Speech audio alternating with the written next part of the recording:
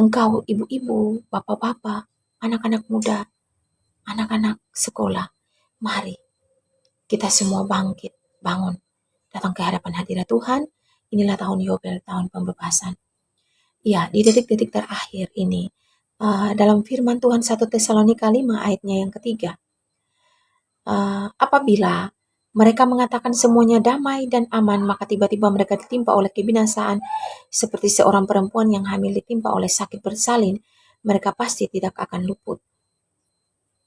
Iya, manusia saat ini tidak tahu ya, bahwa tanda binatang yang ada di dalam tubuh-tubuh manusia itu sudah ada, itu adalah tanda binatang. Dan mereka tidak tahu bahwa zaman ini mau ditutup. Karena mereka nyantai dan nyaman dengan dunia, mereka tinggal dalam kenyamanan dunia. Mereka mau semua ada dalam zona nyamannya. Mereka, anak-anak Tuhan, tidak memahami bahwa mengikut Tuhan Yesus adalah memikul salib. Jalan menuju ke sorga adalah jalan yang sempit, yaitu jalan penderitaan. Sehingga di dunia ini, ketika seseorang itu menderita, manusia itu merasa kekurangan, tidak punya apa-apa, sehingga mereka menganggap bahwa orang itu dikutuk atau orang itu sangat hina.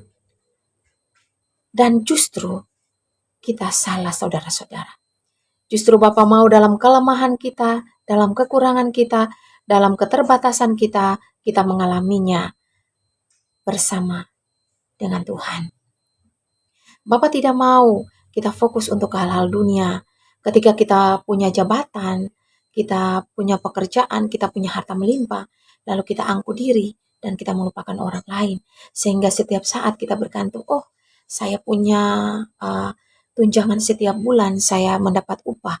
Setiap bulan saya sibuk bekerja dan saya mendapat upah. Jadi saya santai, saya bersuka cita dengannya, saya memberi makan keluarga saya, dan saya tidak peduli lagi dengan apa yang terjadi saat ini. Karena itu, saudara-saudara yang sangat dikasihi Tuhan, mari bangun, berjaga-jagalah saat ini ya. Jangan lagi kita nyaman dengan dunia, karena kita tidak bisa bersahabat dengan dunia. Kita bersahabat dengan dunia berarti kita menjadikan diri kita musuh Tuhan.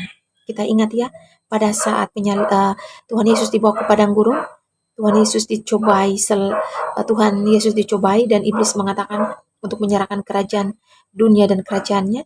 Bukannya dunia dan kerajaannya ini miliknya iblis? Ya, karena itu janganlah kita fokus untuk harta kekayaan. Janganlah kita fokus untuk mencari uang, mencari popularitas, diakui di depan manusia, untuk menyukakan hati manusia, untuk dianggap punya satu sosial. Sebenarnya itu adalah sia-sia. Saya diajarkan Bapa untuk membuang segalanya. Saya punya ketika saya bekerja, saya punya gaji, tetapi tidak pernah saya merasa sukacita. Itu kadang saya tidak merasa cukup. Bahkan saya punya hutang di sini dan di situ. Saya punya beban hidup yang luar biasa.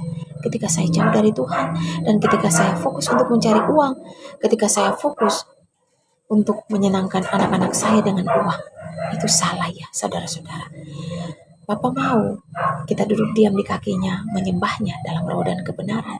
Bukankah firman Tuhan Yesus katakan bahwa tentang kekhawatiran, carilah dahulu kerajaan Allah dan kebenarannya, maka semuanya akan ditambahkan kepadamu. Ya dan amin. Mari, carilah kebenaran, carilah Tuhan Yesus saja. Marilah, ketika kita merasa diri kita kaya secara jasmani, ketika kita merasa diri kita melimpah secara material, sebenarnya kita sedang miskin di hadapan Allah. Kita sedang miskin rohani. Karena itu bertobatlah. Marilah kita ubah mindset pikiran kita saat ini. Kita jangan mau lagi mendengar khotbah tentang kemakmuran, tentang berkat Tuhan, tentang mencari ketenaran dan kenyamanan di dunia ini, seakan-akan kita akan tinggal di dunia ini selama-lamanya. Bukankah kita ingat, kita tidak seharusnya lupa akan perkataan Tuhan Yesus ketika ia terangkat ke sorga. Aku pergi ke rumah Bapakku dan menyediakan tempat bagi kamu, dan aku akan kembali. Bukankah kita sebagai anak-anak Tuhan menyiapkan diri kita masing-masing? Karena itu mari siapkan diri kita. Apakah kita sudah siap? Bersihkan hati kita dalam kerendahan hati. Bersihkan. Bersihlah, jangan ada kepahitan, jangan ada dendam, jangan ada kepahitan, jangan ada iri hati lagi, jangan ada kecemburuan, tinggi hati. Kita bersihkan itu dari ruang hati kita. Karena tanpa kekudusan, tidak seorang pun dapat melihat Tuhan. Karena itu, uh, bukannya anak-anak Tuhan saat ini di akhir zaman khotbah-khotbah tentang ketakutan, tidak. Bapa mau mengingatkan kita untuk kita bertobat.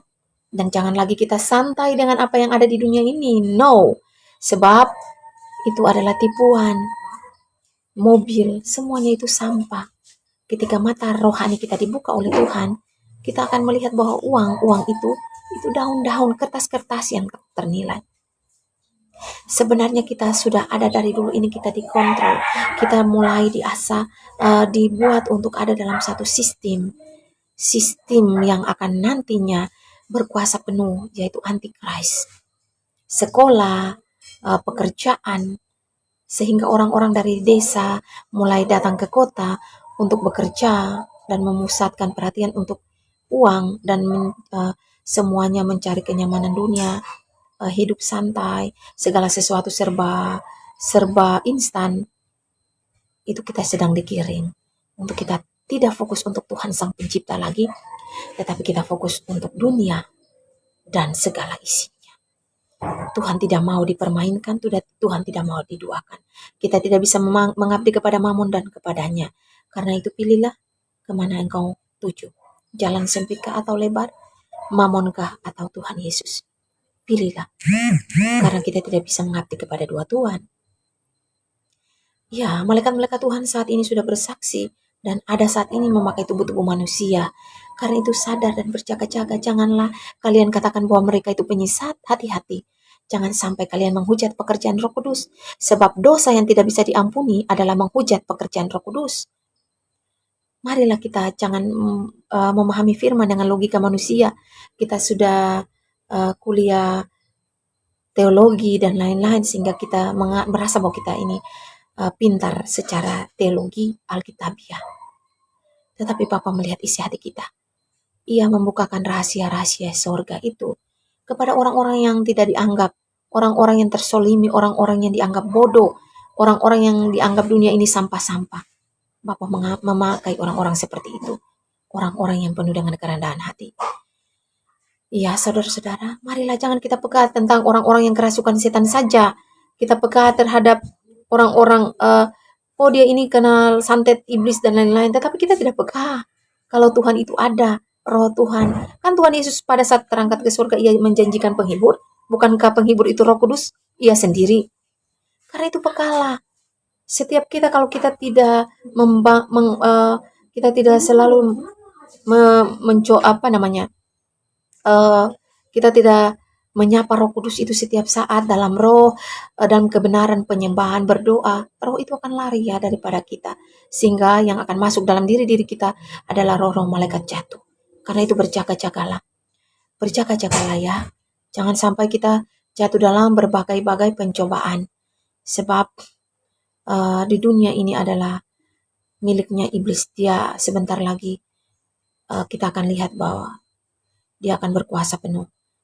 Kepada anak-anak Tuhan, janganlah kalian tunduk menyembah kepada patung binatang, yaitu antikris yang akan berkuasa penuh untuk dunia ini. Bapa mengasihi kita sehingga ia mengingatkan kita sebelum dalam firman pertama Tesalonika pasal 5 ayat yang ketiga ini terjadi ya, sebab kedatangan anak manusia tidak seorang pun tahu, secara tiba-tiba, dan itu sangat tiba-tiba. Karena itu jangan sampai kita tertinggal, jangan sampai kita menjadi orang-orang yang tidak berjaga-jaga karena kita nyaman dengan dunia, kita nyaman dengan segala sesuatu yang ditawarkan ini. Tetapi kita tidak tahu bahwa yang membuat semua sistem di dalam dunia ini adalah iblis. So, berbaliklah saat ini kepada Tuhan dengan pertobatanmu yang sungguh-sungguh. Karena Tuhan menantimu, ia sangat mengasihi kita sekalian. bukan untuk menakut-nakuti kita tentang apapun kesaksian-kesaksian anak-anak Tuhan tentang cairan binatang itu, jus naga yang ada dalam botol vaksin itu. Tetapi ya itu sudah ada dalam tubuh-tubuh manusia. Tinggal tunggu 5G itu aktif, maka akan terjadi sesuatu. Kita akan melihat ke depan. Bapa itu mengasihi kita sehingga ia mengutus malaikat-malaikatnya untuk bersaksi di akhir zaman ini, mengingatkan manusia. Manusia itu adalah serupa dan segambar dengannya. Ia itu adalah anak, ia itu sangat mengasihi kita, kita adalah anak-anaknya. Karena itu ia begitu mengasihi kita. Malaikat-malaikat itu adalah pekerja-pekerjanya, hamba-hambanya. Dan kita boleh lihat di dalam perumpamaan tentang ilalang dan gandum. Bukankah di situ dalam kitab Matius itu, Matius pasalnya yang ketiga, 13, ayatnya yang ke-9. Itu kan ada tertulis itu ayatnya yang ke-9. Dan yang menuai itu adalah malaikat-malaikatnya. Bukankah mereka itu ada saat ini, tengah-tengah dunia ini? Ya dan amin. Ya dan amin. Ya, karena itu mari anak-anak Tuhan, jangan takut. Bukan saja kita katakan bahwa kita kan tidak perlu takut sebab Tuhan itu kan berkuasa. So, kita tidak perlu takut. Kita jangan takut. Ya, kita tidak boleh takut. Tetapi bukan kita katakan itu lalu kita santai, kita terus hidup dalam dosa, kita masih hidup dalam suka-suka cerita-cerita orang, kebusukan dan menjelekkan orang lain, kita mementingkan diri sendiri, kita ada dalam kelompok penjudi, kita ada dalam kelompok minuman keras, kita lebih suka menghabiskan waktu di bioskop, kita lebih suka menghabiskan waktu untuk ngerumpi, kita lebih suka menghabiskan waktu bersama dengan orang-orang yang yang tidak membawa kebaikan, orang-orang yang di luar Tuhan. No. Kita katakan Tuhan itu berkuasa dan karena jangan takut. So, ketika kita katakan jangan takut, berarti kita sudah membangun hubungan pribadi, kita sudah menyatu dengan Tuhan. Kita sudah menjadikan Tuhan segala-galanya dalam hidup kita. Maka kita patut mengatakan, jangan takut. Ya, jangan takut. Sebab Tuhan menyertai orang-orang benar. Orang-orang yang hidup berkenan kepadanya. Orang-orang yang melakukan kehendaknya. Yang memegang titah-titahnya, perintah-perintahnya, dan melakukannya setiap saat. Itulah anak-anak Tuhan yang akan dilindungi. Yang di dalam kehidupannya, ia tidak boleh takut. Iya, karena itu mari Tuhan mengasihi kita semua. Tuhan mengasihi kita semua. Janganlah kita hidup lagi dalam dosa. Ini sudah akhir zaman. Ayo, berbaliklah ya anak-anak Tuhan. Tuhan mengasihi, Tuhan menunggu kita ya. Karena keselamatan itu tidak kita bergandengan tangan sendiri-sendiri. Sendiri-sendiri ya, ambil komitmen saat ini. Apakah kita mau memilih mamon, harta dunia, atau kita memilih Tuhan? Tidak bisa dua-duanya ya. Hanya satu saja yang kita pilih. Sempitkah? Lebarkah? Marilah. Lebar itu menuju api dan sempit itu menuju sorga. Janganlah kita bilang percaya Yesus, saya tidak perlu takut. Masa kan kita bilang percaya Yesus dan kita mau hidup enak-enak? Tidak bisa. Tuhan Yesus sudah menderita di tiang kayu salib, ditampar, diludahi, dicaci maki, di kayu salib ditikang lambungnya sampai mati. Kita harus mengikuti jalannya, yaitu jalan salib, Via Dolorosa. Mematikan kedagingan kita. Tuhan Yesus sudah menjadi contoh, kita harus mengikutinya, teladannya, yaitu sangkal diri, pikul salib setiap hari. Bukan mengikuti Yesus lalu kita kaya, kita senang-senang. Itu hati-hati, kita mengikuti setan. Karena itu pekala. Jangan kita peka kepada orang-orang yang kerasukan setan, tapi kita peka terhadap Roh Kudus. Kiranya Tuhan Yesus memberkati kita sekalian. Shalom.